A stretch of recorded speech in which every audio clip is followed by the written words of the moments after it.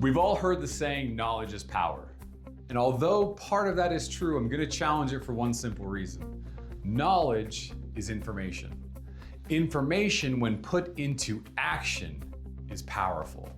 And what's interesting is I think when it comes to retirement planning, people have this misconceived notion that they have to have all the data. Maybe there's this magic article they need to read to really get clarity on the next steps in their plan, or there's one investment that's going to solve all their problems.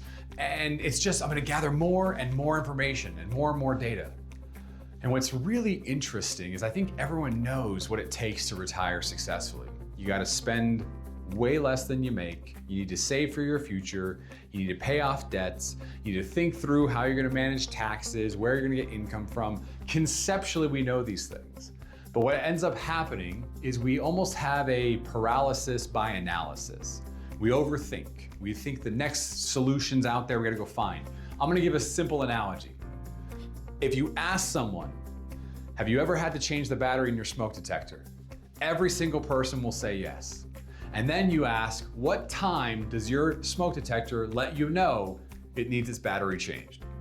And everyone will always say the same thing. 12 o'clock in the morning, 1 o'clock in the morning, 3 o'clock in the morning. And everyone's experienced it. Everyone. Then you want to know what's so funny?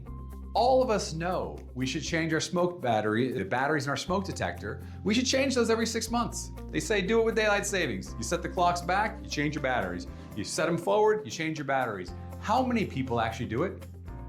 We have the information. Do we act on it? When it comes to things like physical fitness, we know we should exercise or walk 10,000 steps, or we should work out a couple times a week. We should take care of our hearts. We should build muscles so that we stay strong and have mobility getting into our older senior years. We know these things, but are we taking action on them? And so that's why I challenge the concept that knowledge is power. Knowledge is information, and information is only as powerful as the action it causes us to take. And when it comes to building a financial plan, knowing what we need to do and actually doing it are two different things. One of the simplest examples I have for this is I worked my way through college as a personal trainer. It was an easy way for me to earn some money and pay for my bills when I was in college.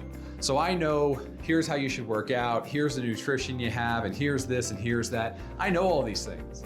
But I chose about 2.5 years ago to hire a personal trainer. It's really simple. It's called accountability. Even though I have all the knowledge, I know what I need to do. I know I should work out X number of days, I should eat X, Y, and Z, I should do this, I maybe shouldn't do that. I know those things.